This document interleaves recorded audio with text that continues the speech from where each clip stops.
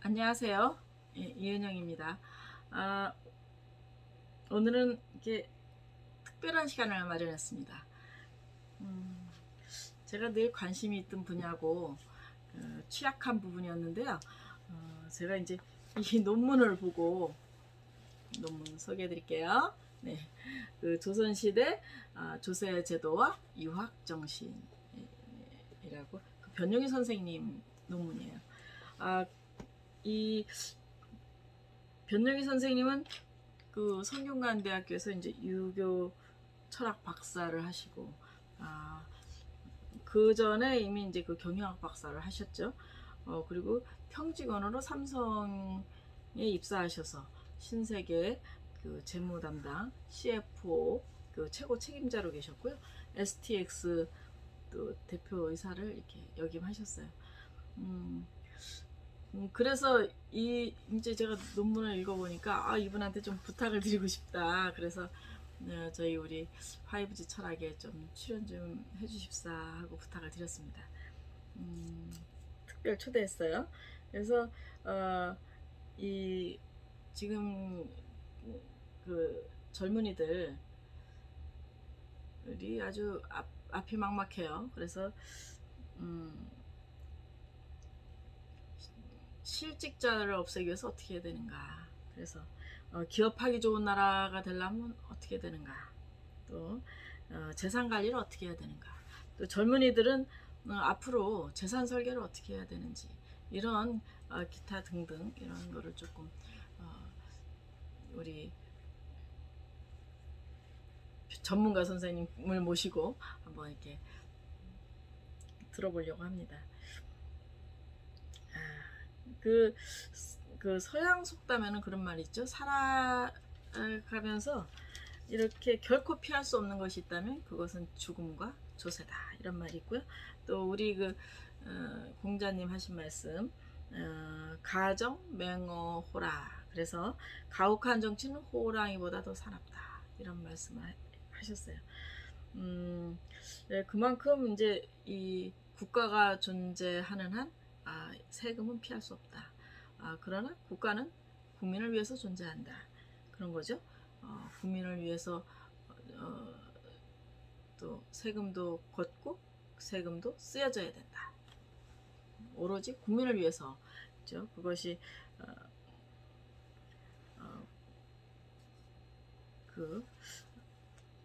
잘 이루어지는지 모르겠습니다. 우리 변영희 선생님께 지금 이것들이 잘 이루어지는지 한번 들어보도록 하겠습니다. 소개 좀 해주세요, 선생님. 네네. 예, 반갑습니다. 이렇게 뵙게 되세요.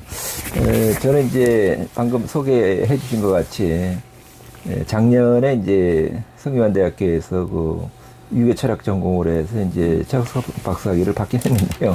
배울 게 앞으로 너무나 많고요. 제가 그 전에 사실은 제가 기업체에서 오랫동안 생활을 했고, 거기서 CEO까지 하면서 주로 이제 사원부터 해서 제가 대표이사까지 하는 동안에 주전공이 제가 재무, 그 중에서도 텍스, 세무 쪽이 주전공입니다. 그래서 오늘은 제가 또 그동안 과거에 2005년도에 이제 제가 경영학 박사학위도 모교에서 받았습니다만은 그때에도 세무 전공으로 해서 학위를 받았는데, 실제로 기업에서 제가 이제 오래 생활을 하면서 재무와 관련된 일을 37년간을 제가 했습니다. 그래서 그 과정에서 제 나름대로 느낀 것도 있고, 또 지금 말씀하신 대로 우리가 유학을 또 제가 막상 공부를 하다 보니까 유학의 과거, 우리가 유학에서 보는 어떤 재무, 또 이 세무 부분, 이런 부분, 돈에 관련된 부분, 이런 부분들을 옛날 선현들은 조금 좀 좋게 말씀드리면은 초월한 그런 경지에 계신 걸로 많이 좀 생각을 하셨고, 또 한편으로 보면 그것이 현실이고 실상인데, 그래서 그런 부분들의 중요성이나 이런 부분들을 또 많이 인식하신 분들도 계시고 그래서 오늘은 좀 그 유학과 어떤 그 재무, 유학을 하신 분들이 그 재무 부분에 대한 그 개인 부분을 위주로 해서 제가 여기 앞으로 얘기하는 것 중에는 다른 데에서 강의할 때에는 이제 그 기업을 중심으로 한 그 부분, 또 개인으로 볼 때에는 어떤 분야가 그 재무를 전공으로 했을 때에 그 갈 수 있는 길인지 뭐 이런 것도 제가 학교 같은 데에서는 강의를 합니다만 여기는 이제 그런 자리가 아니고 일반 그 유학을 전공하신 분들이 적게는 자기 자신의 그 앞으로 입대까지 이후에 앞으로 향후에 재무 관리를 어떻게 해야 될 거냐 하는 그런 부분들도 한번 좀 같이 생각해 보는 자리가 됐으면 좋겠고요.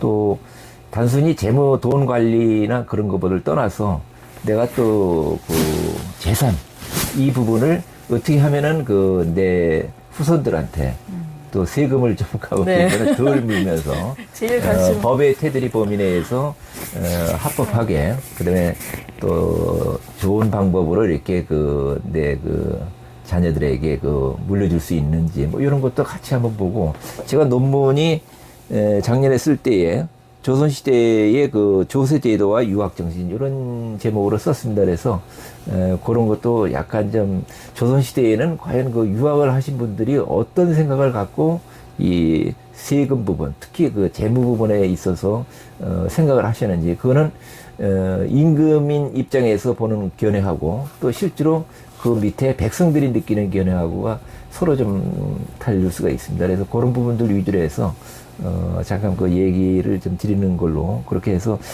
가급적이면은 좀 쉽게 말씀을 드리도록 그렇게 하겠습니다. 예. 부탁드리겠습니다. 네.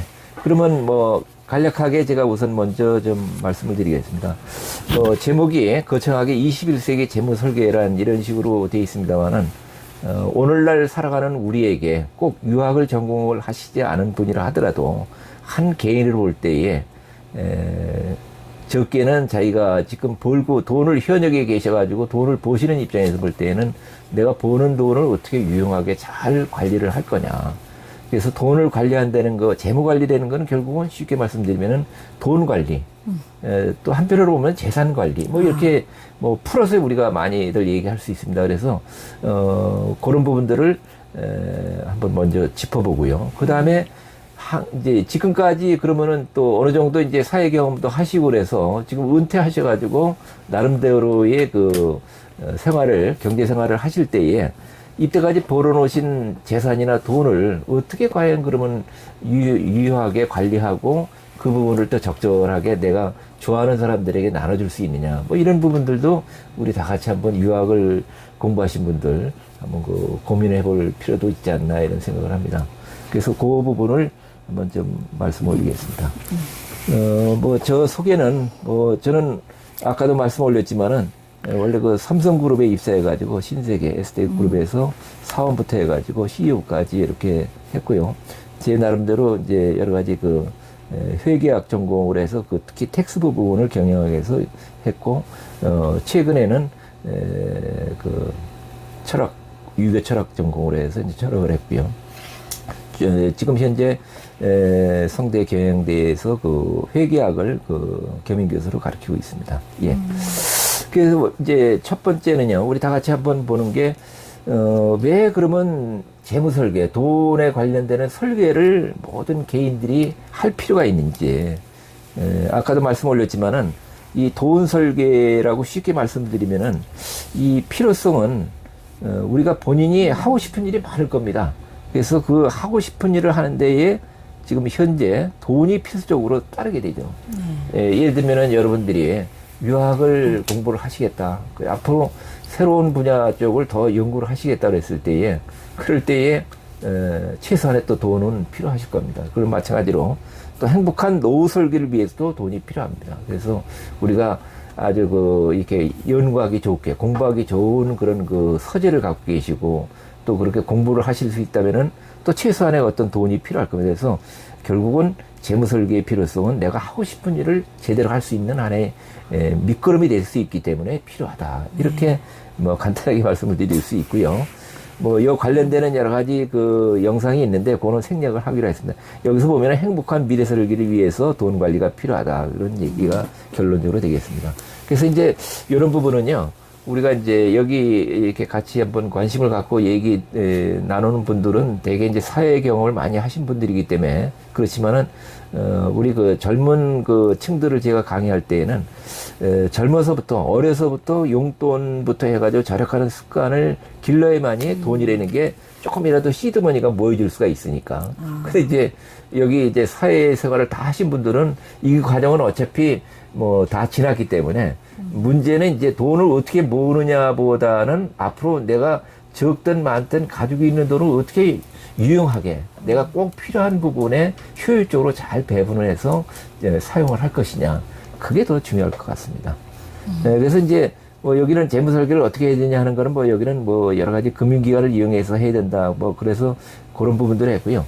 지금 이제 자, 그게 우리가 볼 때에 그러면 내가 지금 가지고 있는 부분이 적든 많든 일정 부분이 있을 때에 그 부분은 여러 형태로 아마 가지고 계실 겁니다. 어떤 분은 집이나 부동산에 그 투자를 대부분 하시고 현금 캐시는 별로 안 가지고 계신 분도 계시고 또 어느 분은 뭐 부동산이나 빚 같은 데는 별로 투자를 안 하시고 캐시 위주로 해서 은행이나 이런 데에 금융기관에 예금을 하셔가지고 대부분 이제 운영을 하시는데 요즘은 옛날하고 틀려가지고 이자가 별로 높지 않기 때문에 이자를 받아서 그거를 가지고 생활하기는 옛날 같지 않고 쉽지 않을 것 같습니다. 다만 지금 있는 그 자체의 돈을 그래도 조금이라도 그 운용을 해서 그 나오는 수익 가지고 내가 기존에 모은 돈하고 플러스 해서 내가 하고 싶은 앞으로의 일을 하기 위해서는 뭐 여러 가지 그 우리가 방법이 있겠습니다만은 여기서 뭐 그걸 일일이 다 설명하기는 어렵습니다. 여기 다만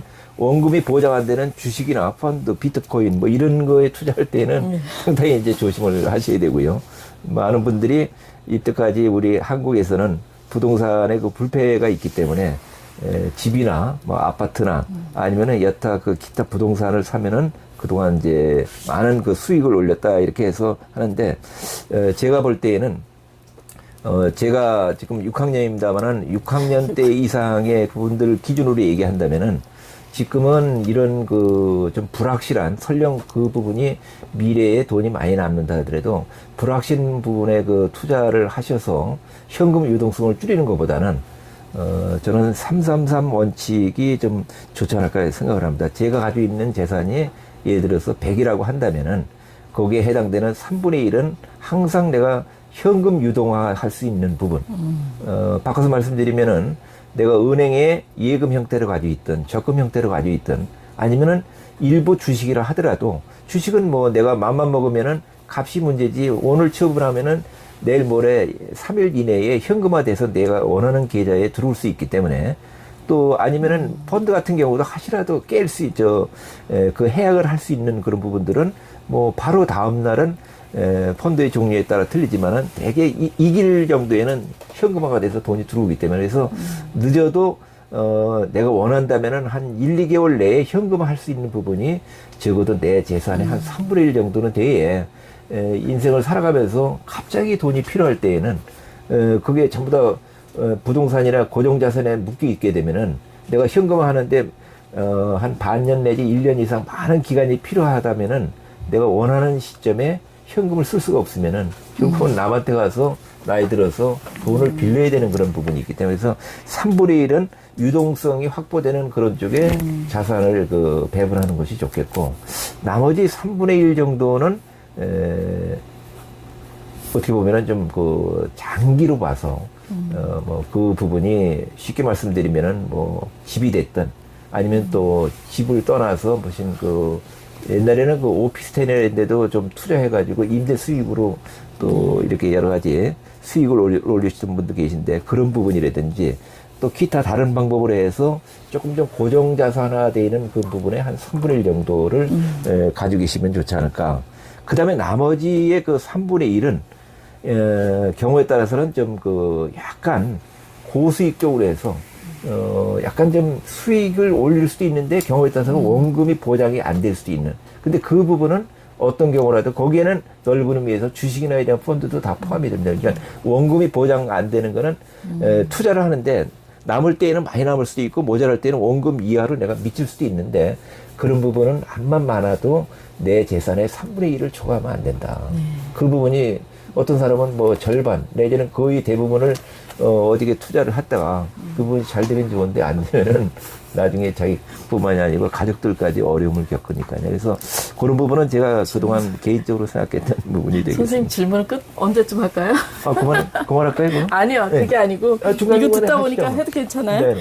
요즘에 그 영끌이라 그래서 네. 20대 애들이 20대, 30대 애들이 정말 그 자기가 가지고 있는 거를 다 끌어모아서 부동산을 사거든요. 지금 이제 아파트 듣다 보니까 예. 생각이 났어요. 네. 이런 경우는 어떻게 지금 뭐라고 해줘야 되나요? 지금 예, 아이들한테. 그건 여러 각도에서 접근을 해서, 얘기를 할 수가 있는데요. 제 경우에는 제가 생각하는 부분은 젊었을 때에 지금 현재, 주로 이제 아파트나 뭐 이런 그 주택을 젊은 층들이 자꾸 값이 올라가니까 자기가 끌어모을 수 있는 여러의 대출부터 시작해서 돈을 전부 다 한 대 끌어모아가지고 투자를 하는 건데 저는 그런 부분은 오히려 자기가 여러 주택을 산다든지 이런 거는 좀 곤란하지만은 어차피 주택값이 많이 오르든 적게 오르든 주택 한 채는 필요하니까 예. 젊은 층들이 한 채 정도를 구입하기 위해서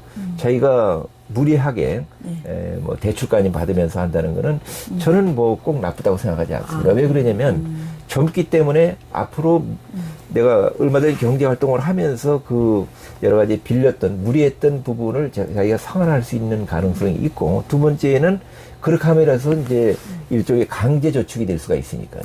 예. 그래서 그런 부분을 하는데 단지 아까 말씀드린 대로 그게 한 채가 아니고 나는 두 채 이상의 부동산에 투자를 하겠다는 거는 그거는 단순하게 내 거주 목적을 위한 재산 확보가 아니라 일종의 투자 목적, 그거를 좀 더 진화하면은 투기까지도 갈 수 있는 그런 네. 부분이기 때문에 그거는 좀 구분을 해서 말씀을 드리는 게 좋을 것 같습니다. 네네. 아이고, 감사합니다.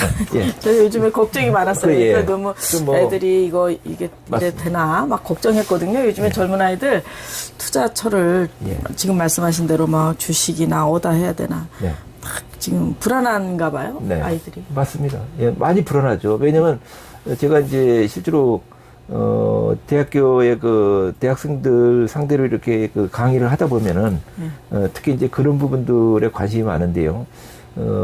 그래서 저희 때의 몇십 년 전에 경제 상황하고 지금하고 너무나 차이가 있고, 네.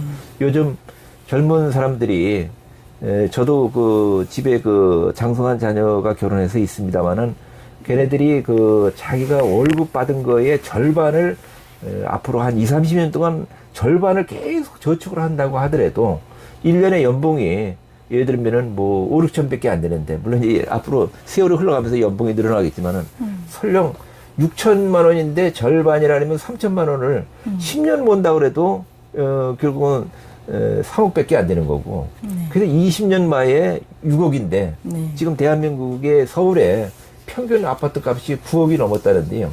그런 계산을 하면은 30년을 내 봉급의 절반을 모으는 걸로 해서 30년을 모아도 지금 9억이 될까 말까.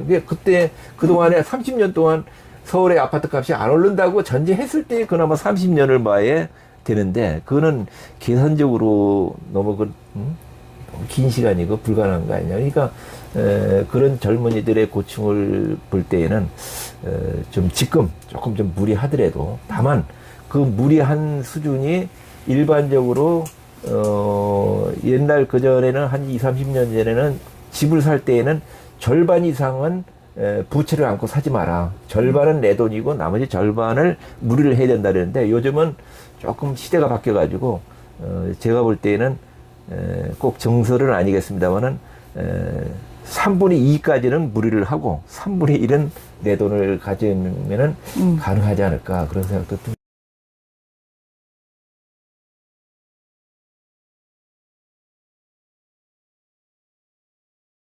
국가를 운영하려면은 재원이 있어야 되고 그 재원의 원천은 결국은 백성들로부터 요즘으로 얘기하면 이제 일반 국민들이 되겠죠.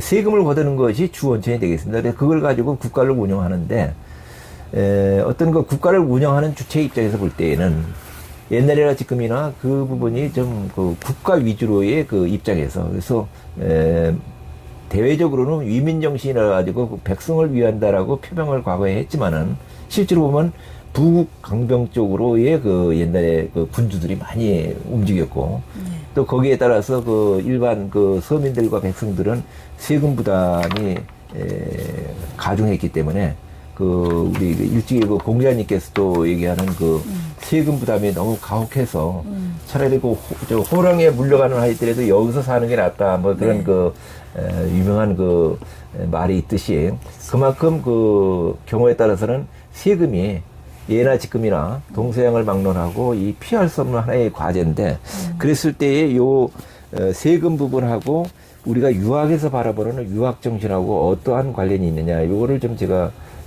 연구를 했습니다. 그래서 특히 조선 시대에는 여러 그 세법이 있지만은 그 중에 이제 대동법을 좀 네. 많이 관심을 갖고 그 선조 이후의 그 효정 그 다음에 숙정 때 이르러 가지고 그 이 대동법이 많이 그 완성이 됐고 그 부분이 갑을공장 때까지 유지는 명목으로 유지가 되다가 폐지가 됐는데요.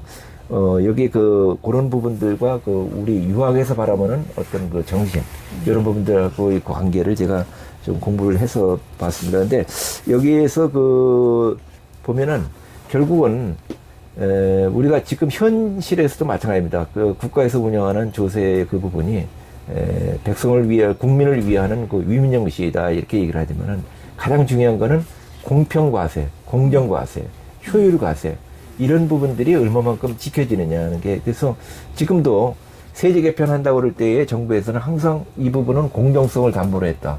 공평하게 모든 그 백성 국민들에게 다 적용되는 그런 세율 체계다 이런 식으로 많이 얘기를 합니다만은 그 부분이 실제로 받아들이는 우리 일반 서민들 입장에서 볼 때 얼마만큼 그것이 관계없이 받아들이냐 하는 거는 조금 좀 더 두고 봐야 될 것 같습니다. 그래서 요 조선 시대에 또 보면은 결국은 대동법이라는 게 여러분들 잘 알다시피 조용조로 해서 국가의 그 기본 세금 체계는 조는 그 기본적으로 논밭에서 나오는 그 수확량에다가 일정 부분의 그 세금을 부과하는 게 조고 그 다음에 용은 특수한 그 우리가 저기 특산물에 이런 부분에 그 관련되는 부분과 그 다음에 또 그 우리 저 부역 그걸 그 또 해당되는 부분에서 조용조 이렇게 세 개 우리가 일반적으로 조세책을 얘기하는데 여기서는 대동법은 이제 특산물이 각 지역마다 틀리기 때문에 그거를 대동미라고 그래가지고 쌀로 통일해서 나중에는 12발로 처음에는 16두로 했다가 이제 그 일결에 대해서 그래서 지금 나중에는 이제 12발로 전국적으로 통일이 됐습니다만은 그 대동밀에서 특산물을 받아들이면서 여러 가지 거기에서 오는 폐해, 지방 그 어떤 지방 관리들이나 그다음에 아전들의 어떤 그 횡포 이런 부분을 없애기 위해서 대동법이 처음에 잘 만들어졌는데 나중에 운영이 되면서 오히려 대동법이 그 오히려 좀 악폐가 나오는 그런 그 또 모순된 그런 부분이 있습니다. 어찌됐건 이 조선 시대에도 결국은 이 위민정신이라 이런 부분들을 주창을 했지만은 그 부분이 처음에는 그 부분에 그 많은 부분이 공감을 얻었는지 모르지만은 왕조가 세월이 흘러가면서 일반 백성들에게는 마치 그 세금을 더 많이 걷어들이기 위한 하나의 그 부호에 그치는 경우도 꽤 있었고 그래서 이제 그런 부분에서 저희 그 조선시대에도 보면은 나중에 동학난이라든지 여러 가지 다른 그 사회적인 그 어떤 반항 이런 부분들도 저항도 많이 있었습니다. 그래서 이런 분들을 보면은 지금 우리 그 오늘날 살아가고 있는 그 지금 현재에도 아까 질문하신 것 같이 조세를 어떻게 운영을 해야 되느냐. 거기에는 당연히 옛날이나 지금이나 공평하고 공정하고 효율적이면서 일반 백성을 위한 위민정신이 전부 다 포함 녹아 들어가야 되는데 다만 그렇게 하기 위해서는 실질적으로 이 하나하나의 그 세법의 체계에서 그 부분이 잘 좀 적용이 돼야 되는데 많은 좋은 분들이 훌륭한 분들이 열심히 노력을 하셔가지고 앞으로 좋은 결과가 있기를 좀 바랍니다. 예. 뭐 너무 저 논문 뭐 깊이 있게 얘기하기보다는 제가 이제 관심이 있었던 부분이 이제 경영학 쪽에서 그 텍스를 전공을 했고 그래서 유학 쪽에서도 유학 정신하고 유학하고 어떤 그 텍스 부분하고 결합해서 논문을 쓰면 참 좋겠다 하고 하다가 제가 이제 그 이런 조선시대에 조세도 여러 가지가 있지만 그 중에서도 대동법이나 이런 거를 좀 중점적으로 연구를 하면서 그랬을 때에 과연 우리 유학에서 유학자가 부르짖는 위정자가 부르짖는 그런 그 유학의 기본 정신이 어떻게 조세에 녹아들어 있는가 그런 거를 한번 같이 한번 본 겁니다. 예. 하여튼 옛날에 지금 앞으로 미래도 마찬가지일 겁니다. 세금은 영원히 국가가 존재하고 백성이 또 우리 서민들이 우리가 삶을 영위하는 한 미래에도 아마 세금 부분은 끊임없이 존재할 수밖에 없고 또 거기에서 많은 문제가 있고 문제는 결국은 그 시대 상황에 따라서 얼마만큼 효율적으로 조세 제도를 개혁을 하느냐. 그래서 그 개혁을 할 때 가장 바탕이 되는 거는 우리 조선시대에도 유학자들이 부르짖었던 위민정신, 백성을 위하는 정신. 그래서 지금도 현대 시대에도 마찬가지고 조세의 여러 가지 개편안이 매년 수없이 나오고 그게 또 국회에서 의결이 되고 그러는데 다 좋은데 거기에 가장 근저에는 이렇게 했을 때에 이걸 부담하는 납세자인 백성들이 어떻게 받아들이고 어떤 고통이 있을까 이런 걸 끊임없이 생각하면서 운영이 돼준다면은 재정이 돼주고 운영이 된다면은 하나하나씩 좀 어려웠던 그런 부분들이 좀 풀어지지 않을까 그런 소박한 기대는 해봅니다. 네. 쉽지는 않지만. 예. 저도 기대해 보겠습니다. 네. 우리 강 선생님 질문하기 위해서 먼 길에서 멀리 달려왔어요. 그렇죠. 편하게 얘기하시죠. 강 선생. 예, 미국에 관해서 질문하고 싶은데요. 미국에 관해서 미국이요? 예. 질문하고 싶은데 네. 미국의 공화당 대통령들, 레이건, 네. 부시, 트럼프 이런 공화당 대통령들께는 세금을 확 낮췄고 네. 또 반대로 미국의 민주당 대통령들, 클린턴이라든지 오바마, 지금 바이든 때문에 좀 세금을 올렸는데 세금을 확 낮췄을 때는 처음부터 다시 질문해요. 그냥 그러니까 미국의 공화당 대통령들은 좀 세금을 낮췄는데 그 적자 재정 문제가 발생했고 민주당 대통령 때는 세금을 좀 올렸는데 조세 저항이 일어났거든요. 그래서 미국도 결국 재정 문제를 해결 못하고 재정 적자가 더 심화되는 그런 문제가 있는데 그러면 어떤 게 우리 한국에서는 좀 어떤 식으로 가야 되는 게 옳을까? 공화당의 방식이 옳을까? 민주당의 방식이 옳을까? 그런 생각을 가지게 됩니다. 질문을 해봅니다. 예, 좋은 말씀인데요. 지금 이제 요즘은 글로벌 시대가 돼가지고 주로 이제 세금 중에서도 개인에 관련되는 소득세나 이런 개인세도 있지만은 주로 이제 법인에 관련되는 법인세가 지금 주로 이슈가 됩니다. 그래서 미국 같은 경우도 과거에 법인세율이 한 25%까지 갔다가 20%까지 갔다가 최근 뉴스에 보면은 15%의 최저한세까지 내려가야 되는 거 아니냐 하는 그런 얘기들이 많이 나오는데 요즘은 다국적 기업이 대부분이기 때문에 미국에서 미국 자체의 기업도 있지만은 최근에 언론에 나오는 것 같이 우리나라의 유명 반도체 회사들이 전부 다 미국의 현지 공장을 가지고 있지 않습니까?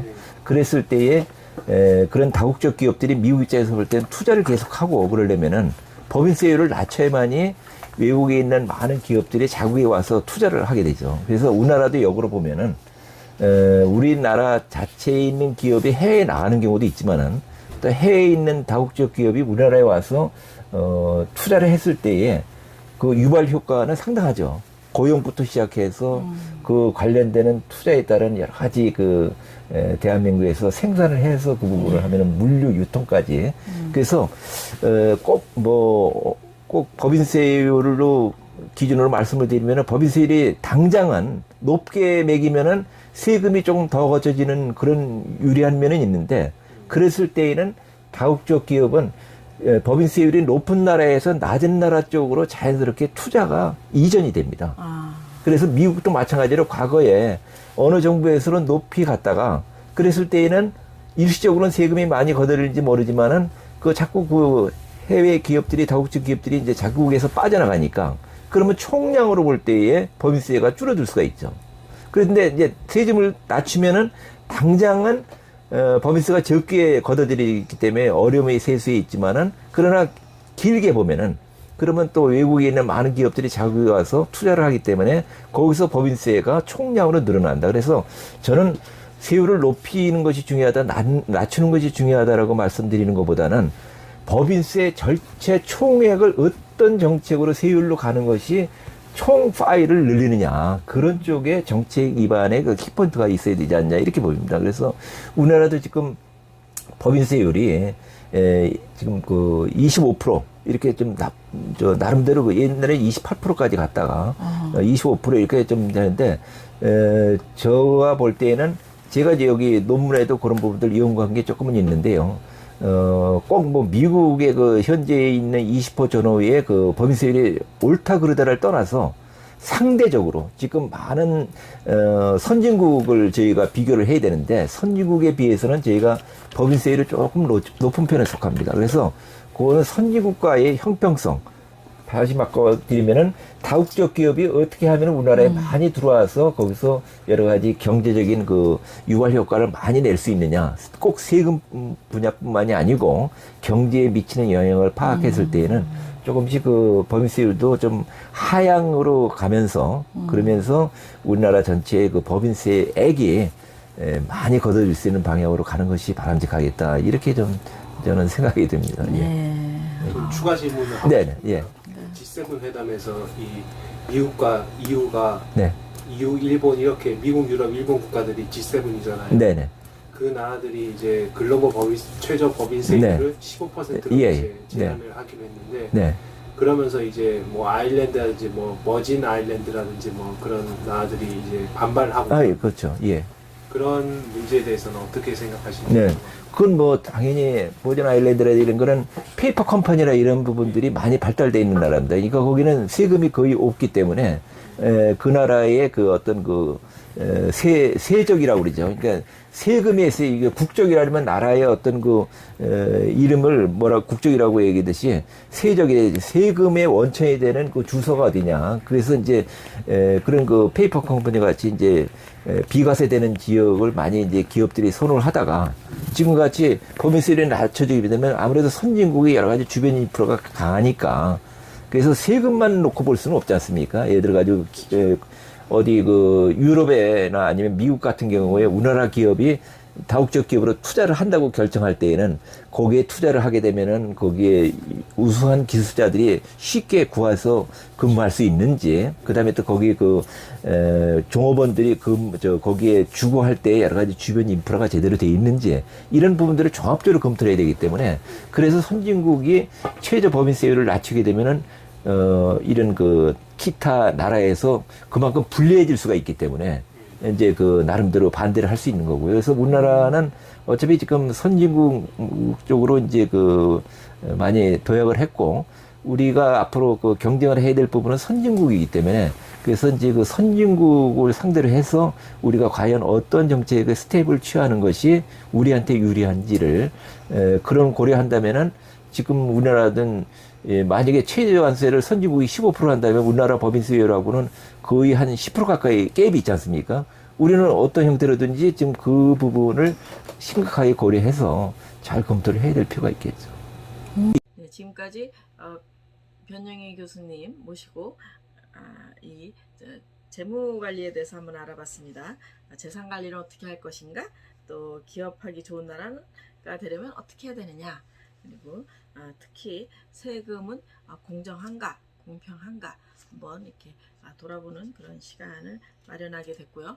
세금은 우리 공공성, 또 중립성이 있어야 되고, 또 위민 정신, 또 그 뭐예요?